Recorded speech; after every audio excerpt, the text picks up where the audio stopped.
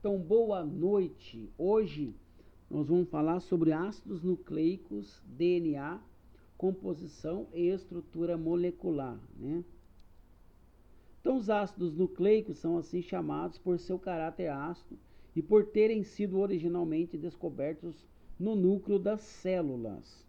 A partir da década de 1940, os ácidos nucleicos passaram a ser intensamente estudados, pois se descobriu que eles formam os genes responsáveis pela herança e biológica, né?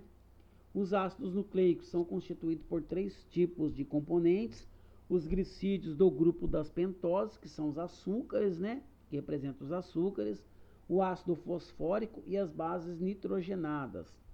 Esses componentes organizam-se em trios moleculares, denominadas de nucleotídeos, que se encadeiam às centenas ou aos milhares para formar uma molécula de ácido nucleico. Então aqui é a representação do ácido nucleico, né? Então nós temos aqui o grupo do açúcar, das pentoses, representado pelo desoxirribose. Aqui o grupo do ácido nucleico, aqui um nucleotídeo, tá? Que é constituído pelo ácido fosfórico, mais a pentose, que no caso é o desoxirribose, e a base nitrogenada, ok? Há 2 tipos de ácidos nucleicos: o ácido desoxirribonucleico, conhecido como DNA, e o ácido ribonucleico, conhecido como RNA. Essas substâncias apresentam, respectivamente, o desoxirribose e a ribose em suas moléculas. Dos 5 tipos de bases nitrogenadas presentes nos ácidos nucleicos, 3 ocorrem tanto no DNA quanto no RNA, que é o caso da adenina, citosina e guanina, né?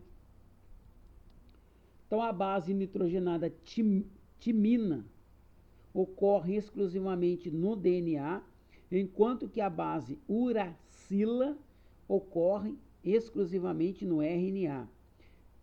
Disso decorre que uma molécula de DNA, por maior que seja, terá apenas 4 tipos de nucleotídeos, todos possuindo desoxirribose, no entanto, diferindo quanto ao tipo de base. Já numa molécula de RNA, os 4 tipos de nucleotídeos terão a ribose e uma das 4 bases nitrogenadas. Então, nós temos aqui a representação das bases nitrogenadas, açúcares e ácido fosfórico. As bases pirimídicas, que é a citosina, timina e uracila, que são as bases nitrogenadas, né? Aqui nós temos os açúcares, que é o desoxirribose e a ribose. Desoxirribose presente no DNA, e aqui o RNA nós temos a ribose, né?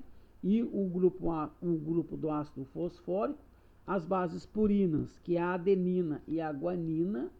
E aqui nós temos o DNA, a representação do nucleotídeo, né? Que no caso aqui é formado pelo grupo fosfórico, no caso, pelo açúcar, que é a desoxirribose, e também pela base nitrogenada, né? Representa, no caso aqui, o DNA, né? As bases nitrogenadas são classificadas em pirimídicas e púricas. As bases pirimídicas são formadas por uma cadeia fechada com 4 átomos de carbono e 2 de nitrogênio. São elas a citosina, a timina e a uracila, né? As bases púricas, por sua vez, apresentam estrutura química constituída por 2 cadeias fechadas e também chamadas anéis. São elas a adenina e a guanina, né? Então, a estrutura dos ácidos nucleicos.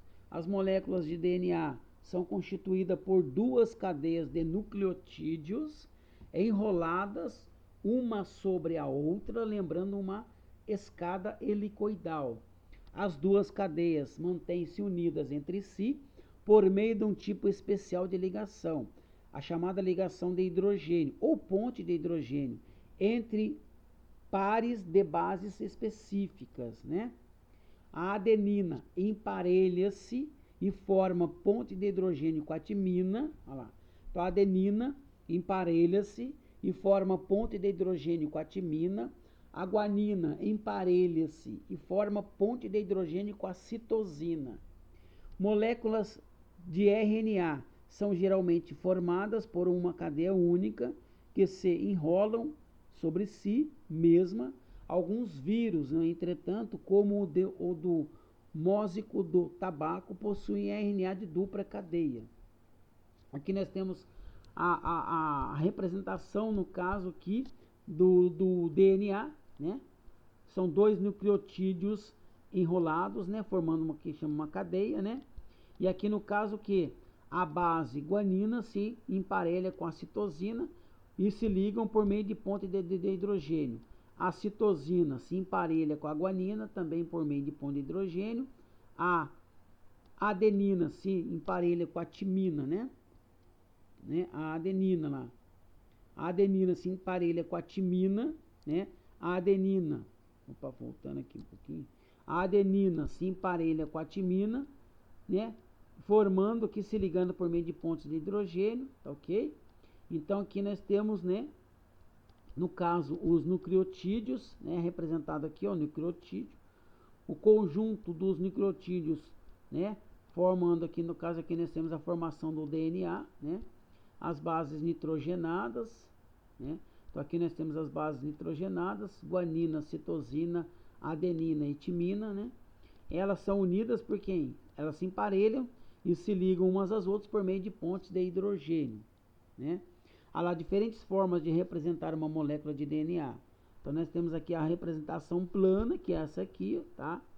2 cadeias por 2 bases nitrogenadas, representada na seleção retangular acima, um nucleotídeo, como mostrei. Representado da dupla hélice no espaço, que é essa representação aqui, mostrando as ligações de pontes de hidrogênio, né? E a representação dos átomos por modelos de esfera. A molécula de DNA possui uma configuração estrutural bastante distinta. O modelo inicial que explica a estrutura do DNA foi proposto por James D. Watson e Francis Crick em 1953. Segundo eles, a molécula de DNA é uma fita dupla constituída por 2 cadeias paralelas que correm em direções opostas, conforme mostrado na figura anterior. Os emparelhamentos são estabelecidos graças à afinidade química entre as bases adenina e timina e guanina e citosina. Notamos que a ligação se faz sempre entre uma base púrica e uma base pirimídica e que há afinidade química somente entre a adenina e timina e guanina e citosina. Na verdade, essa afinidade pode ser constatada observando-se as ligações que se estabelecem entre as bases e que se chamam ponte de hidrogênio. Estas são ligações fracas que ocorrem entre átomos de hidrogênio e alguns outros maiores que ele, entre os quais estão o oxigênio, o nitrogênio e o flúor. O modelo adotado até hoje abriu um novo e importante campo de estudo, o da genética molecular. Isso rendeu a Watson, a Crick e a Wilkins o Prêmio Nobel de Medicina e Fisiologia em 1962. Então nós temos aqui o detalhe de uma molécula DNA, evidenciando o emparelhamento das bases nitrogenadas, né? A guanina com a citosina, a adenina com a timina, né? Então aqui nós temos a molécula de DNA em dupla hélice, né, representada aqui, ok? O RNA tem origem a partir da molécula de DNA, ou seja, o RNA, ou ácido ribonucleico, é uma molécula em cadeia simples, representando uma estrutura primária semelhante à do DNA. Como principais diferenças em relação ao RNA, em relação ao DNA, o RNA, né? O RNA, no caso aqui, nós temos aqui, ó, a representação do RNA, né? Estrutura química do RNA. Então nós temos aqui, né, a diferença. Qual que é a diferença? Possui a ribose em vez da 2-desoxirribose, o que lhe confere uma desvantagem estrutural, pois torna-se menos resistente à hidrólise. É composto por duas bases heterocíclicas da família das purinas, que no caso é a guanina e a adenina, e duas pirimidinas, que é a citosina e uracila, em detrimento da timina, presente no DNA. Apresenta-se normalmente sob a forma de cadeia simples, o RNA nesse caso, né? Podendo ocorrer emparelhamento das bases a nível intramolecular, o que torna o RNA não redundante, assumindo formas complexas e pouco usuais.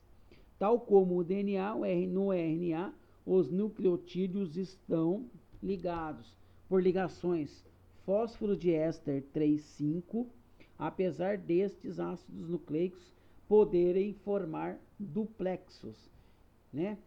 Estão normalmente sob a forma de cadeia simples.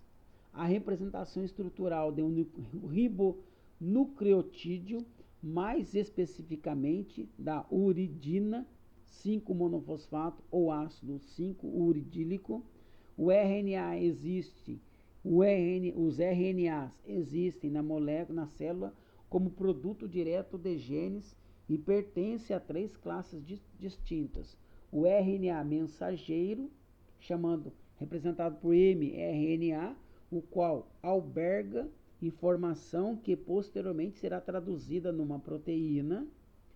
O RNA ribossomal, chamado rRNA, componente principal da ribossoma, e o RNA de transferência, chamado tRNA, que funciona como uma molécula transportadora de aminoácidos no decorrer do processo de tradução. Né? Conforme podemos observar aqui, ó. Então a diferença aqui no caso, aqui nós temos a representação do RNA, né? Do DNA e do RNA, né? DNA do RNA.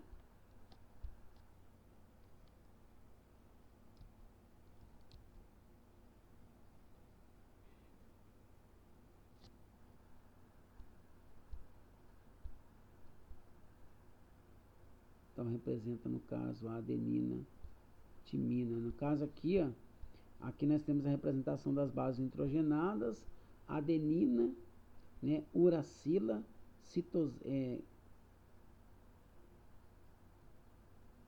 então a representação das bases nitrogenadas, né? Aqui as iniciais da representação das bases nitrogenadas que constituem o RNA, né?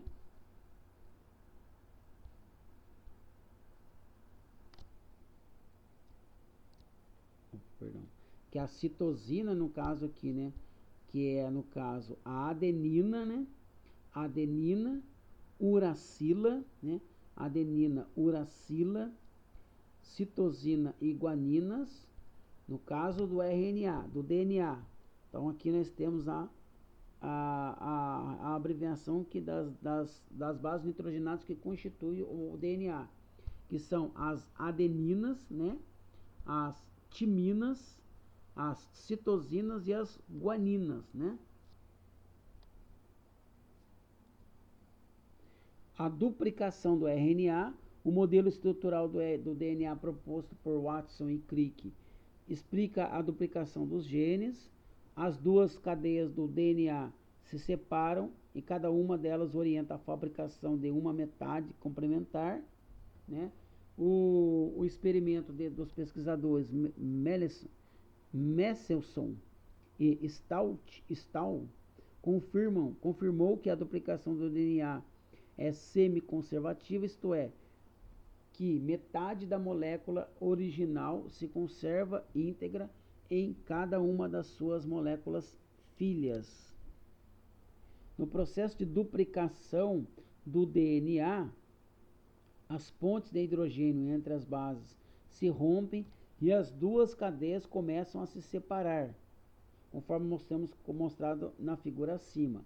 À medida que as bases vão sendo expostas, né, nucleotídeos que vagam pelo meio que ao redor vão se unindo a elas, sempre respeitando a especificidade do emparelhamento. O T com A é A com T e T com A, C com G e G com A, e G com C, né? C com G e G com C. Uma vez ordenadas sobre a cadeia que está servindo de modelo, os nucleotídeos se ligam em sequência e formam uma cadeia complementar sobre cada uma das cadeias da molécula original. Assim, uma molécula de DNA reproduz duas moléculas idênticas a ela. Reproduz conforme o esquema de duplicação do DNA. Né? Então, forma duas moléculas, cadeias idênticas a ela. Né? Diversos aspectos da duplicação do DNA já foram desvendados pelos cientistas. Hoje sabe-se que há diversas enzimas envolvidas nesse processo. Certas enzimas emparelham as duas cadeias de DNA, abrindo a molécula. Outras desenrolam a hélice dupla, e há ainda aquelas que se unem os nucleotídeos entre si, A enzima que promove a ligação dos nucleotídeos é conhecida como DNA polimerase, pois sua função é construir um polímero, né, de nucleotídeos. A transição da informação genética. A síntese do RNA mensageiro, por exemplo, se inicia com a separação das duas fitas de DNA. Apenas uma das fitas do DNA serve de molde para a produção da molécula de RNA M. A outra fita não é transcrita. Esta é uma das diferenças entre a duplicação do DNA e a produção do RNA. As outras diferenças são: os nucleotídeos utilizados possuem o açúcar ribose no lugar da desoxirribose, há a participação de nucleotídeos de uracila no lugar de nucleotídeos de timina. Assim, se na fita de DNA que está sendo transcrita aparecer a adenina, encaminha-se para ela um nucleotídeo complementar contendo uracila, né? Imaginando um segmento hipotético de um filamento de DNA com a sequência de base lá. DNA A, ATGCCGAA, TTT-GCC. Segmento de RNA M formado na transcrição terá a seguinte sequência de bases. A adenina se liga com uracila, timina se liga com adenina, né? Assim, ó.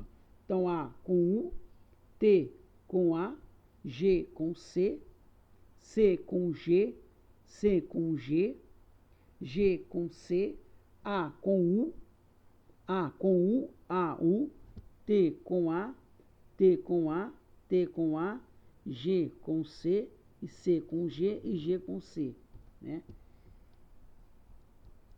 Então, em uma célula eucariótica, o RNA mensageiro produzido destaca-se de seu molde e, após passar por um processamento, atravessa a carioteca e se dirige para o quê? Para o citoplasma, onde se dará a síntese proteica. Com o fim da transcrição, as duas fitas de DNA se unem novamente, refazendo-se dupla hélice. Conforme nós podemos observar aqui, ó, a transcrição de DNA para RNA, como que é feito o processo, né? Ok. E as diferenças entre o DNA e o RNA. No caso do DNA, o açúcar, né, que faz parte da estrutura, é o desoxirribose. No RNA, a ribose.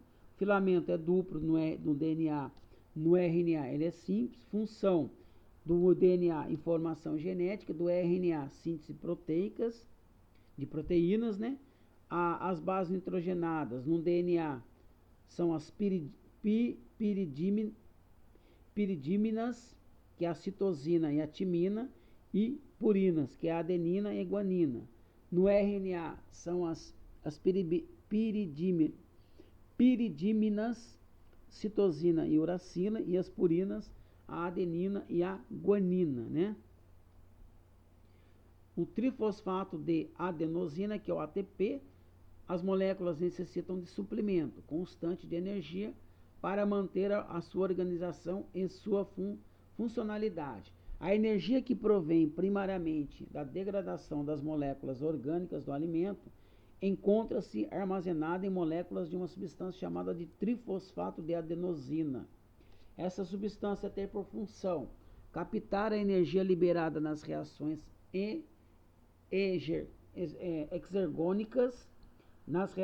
exergônicas, ou seja, aquelas que liberam energia, a armazená-las em ligações moleculares de alta energia, transferir energia para processos endergônicos, isto é, que absorvem energia. Esta é a função do ATP, né? A estrutura química do ATP. Do ponto de vista químico, o ATP é um nucleotídeo que é constituído pela base nitrogenada adenina, unido ao glicídio ribose, unido por sua vez a 3 grupos fosfatos encadeados, né? As ligações químicas entre dois fosfatos do ATP são, as ligações químicas entre dois fosfatos do ATP são ligações de alta energia, são representadas graficamente pelo símbolo, conforme mostrado aí, né? Então aqui nós temos aqui a representação do ATP. São 3 grupos fosfatos ligados ao açúcar ribose e a uma base nitrogenada adenina, né? Então, forma estrutural do ATP, né? A partir da molécula formada pela adenina e pela ribose é chamada de adenosina, né? A adição de um fosfato à adenosina origina-se um monofosfato de adenosina, o AMP. A adição de um segundo fosfato dá origem ao difosfato de adenosina, que é o ADP, e a um terceiro fosfato origina-se o trifosfato de adenosina, que é o ATP. Então fica como atividade proposta, né, para construir página 81, apostila 12, parte A, e tarefa para casa, páginas 82 e 83, também a apostila 12, parte A.